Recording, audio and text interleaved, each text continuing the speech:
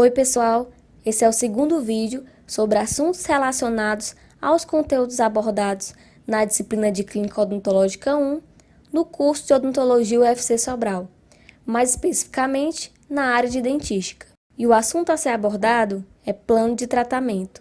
Algumas informações são importantes para a introdução desse assunto. Para que seja elaborado um bom plano de tratamento, necessita-se de um bom diagnóstico e, portanto, de um exame clínico bem realizado. Em um exame clínico, é importante diferenciar diagnóstico de lesão, que é diferente do diagnóstico de doença, e presença de cavidade, que é diferente da atividade da doença. Antes, havia o modelo ciclo restaurador repetitivo, no qual tratavam-se todos os pacientes igualmente, com um único plano de tratamento que era baseado em procedimentos restauradores. Além disso, o paciente não tinha responsabilidade quanto ao sucesso ou fracasso do tratamento. Esse caso clínico pode representar o modelo do ciclo restaurador repetitivo, como se pode observar no contorno das restaurações. Sabendo-se que a cárie é multifatorial, não se pode fazer um plano de tratamento único, uma vez que a presença e a intensidade desses fatores variam de um paciente para outro. Com o passar do tempo, houve questionamentos sobre esse modelo, que, aliado a pesquisas, formaram o modelo de promoção de saúde. Ele se baseia em procedimentos preventivos e mais conservadores, com um plano de tratamento individualizado, o que é importante, pois pacientes diferentes possuem necessidades diferentes, além de contar com a participação ativa do paciente no processo. Existem algumas considerações que são importantes para o tratamento. A cárie é uma doença crônica que pode ter progressão rápida ou lenta. É necessário tomar medidas eficazes para cada tipo de paciente, sendo assim possível controlar a doença em qualquer estágio. O que fazer? O tratamento pode variar de nenhum tratamento com acompanhamento posterior até tratamentos complexos, como instalação de prótese ou de implante. Quem determina a conduta a ser realizada é a situação clínica do paciente. É necessário ter alguns pontos em mente antes de começar o procedimento.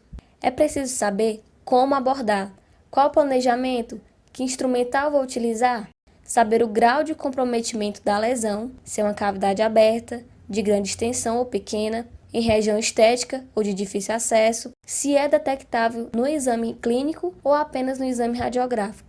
Quais as faces comprometidas, qual tipo de preparo cavitário, observando o tipo de acesso, para, de acordo com ele, escolher o material restaurador e saber se esse material está disponível, qual a sequência operatória e o tempo necessário para realizá-lo. Nós veremos agora a conduta restauradora para superfícies proximais e superfícies oclusais em dentes posteriores. Em superfícies proximais, quando a lesão proximal, sem comprometimento da crista, pode ser feito acesso horizontal, através da face vestibular ou lingual. Pode ser feito também o acesso direto, quando não há dente vizinho ou quando houver espaço para acesso do instrumento. Em ambos os casos, pode-se utilizar cimento de ionômero de vidro, devido às características do material, como liberação de flúor, coeficiente de expansão térmica linear semelhante ao da dentina e adesão química à estrutura dental. Pode-se realizar também o acesso tipo túnel, se na oclusal houver uma restauração que necessite ser substituída, por exemplo. Nesse caso, pode ser feita uma restauração mista, que é quando se utiliza mais de um material restaurador.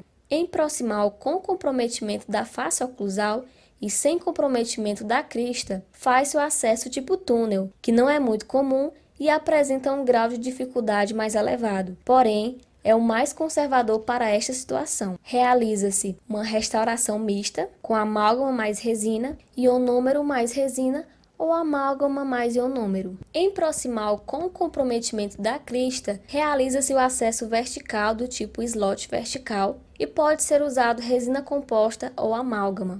Em proximal com comprometimento da face oclusal e da crista, realiza-se o acesso convencional ocluso proximal e pode ser usado resina composta ou amálgama. Em superfícies oclusais, se o dente for rígido, faz-se educação em saúde bucal. Quando de baixo risco, não há necessidade de tratamento. Quando de alto risco, É realizado profilaxia, aplicação de flúor e pode-se fazer selante resinoso ou ionômero de vidro. Quando a cárie, se esta for paralisada, faz-se um acompanhamento com conduta de dente rígido. Quando há atividade duvidosa ou lesão incipiente, faz-se o acompanhamento com conduta de dente rígido de alto risco. E quando a lesão ativa em dentina, se for localizada, restaura em cimento de ionômero de vidro, que é preferível em pacientes de alto risco, devido às características do material, ou em resina composta. Se a lesão for ampla, se for de baixo risco, utiliza-se resina composta. De alto risco, é preferível amálgama. Vamos praticar? No primeiro caso clínico, podemos observar que o paciente apresenta condição gengival e dental saudável, portanto, realiza-se a conduta de dente rígido de baixo risco.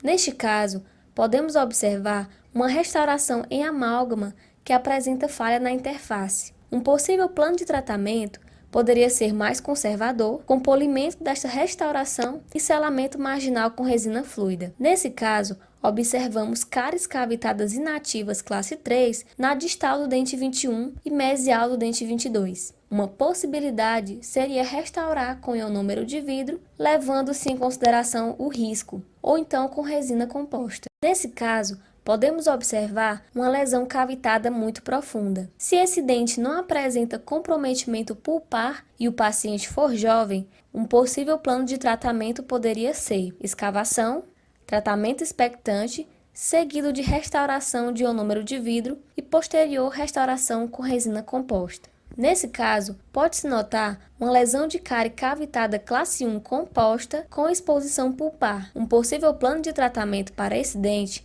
seria o tratamento endodôntico e posterior restauração com resina composta. Já nesse caso, observamos restauração classe 2 em amálgama com fratura na região distopalatina. Um possível plano de tratamento poderia ser remoção parcial da restauração, com a remoção de tecido cariado, restauração em amálgama e polimento final de toda a restauração. Nesse caso, podemos observar restaurações em resina composta com deficiência estética nos dentes 11 e 21. E coroa total no dente 22. Um possível plano de tratamento poderia ser tratamento periodontal básico, substituição das restaurações por nova restauração em resina composta. Neste caso, observamos lesões cavitadas classe 2 nos dentes 24 e 25 e classe 1 no dente 27. Se o paciente não apresenta sintomatologia dolorosa, um possível plano de tratamento poderia ser, inicialmente, um tratamento periodontal básico, escavação em massa e restaurar com ionômero de vidro os dentes 25 e 27. Realizar capeamento pulpar indireto no dente 24 com restauração em resina composta. Nesse caso, pode-se notar que há restaurações classe 3 e 4 que apresentam infiltração. Um possível plano de tratamento poderia ser a substituição das restaurações em resina composta e encaminhamento para a prótese para reabilitação. Neste caso, considerando que não há sintomatologia dolorosa, um possível plano de tratamento poderia ser tratamento periodontal básico com instrução de higiene oral, para que o paciente saia da condição de alto risco para de baixo risco, com instrução dietética, escavação em massa e restauração com ionômero de vidro. Chegamos ao final da nossa segunda videoaula, onde foi abordado o plano de tratamento. Dúvidas? Caso haja dúvidas, os alunos poderão esclarecer durante as aulas com os professores e os monitores estarão sempre à disposição para o esclarecimento de dúvidas. Sugerimos leituras complementares para que o assunto seja melhor compreendido. Essa é a nossa equipe. Um abraço e até o próximo vídeo.